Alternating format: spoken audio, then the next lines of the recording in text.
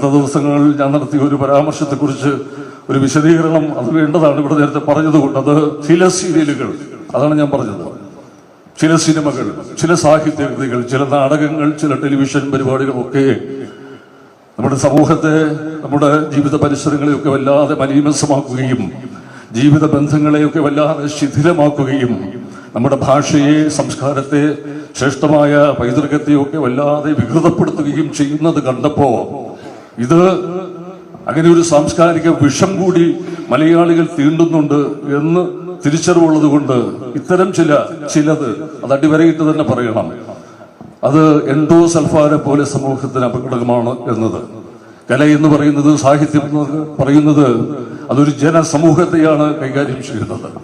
അതുകൊണ്ട് തന്നെ കലാസൃഷ്ടി, കലാപ്രവർത്തനം, കലാകാരൻ ഒരല്പം ഒന്ന് പാളിപ്പോയാൽ അതൊരു ജനതയെ മുഴുവൻ അപജയത്തിലേക്ക് നയിക്കുമെന്ന തിരിച്ചറിവുണ്ടാകണം.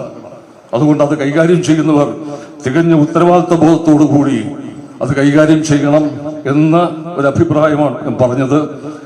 ആ അഭിപ്രായത്തിൽ തന്നെയാണ് ഞാൻ ഇപ്പോഴും ഉറച്ചു നിൽക്കുന്നത്.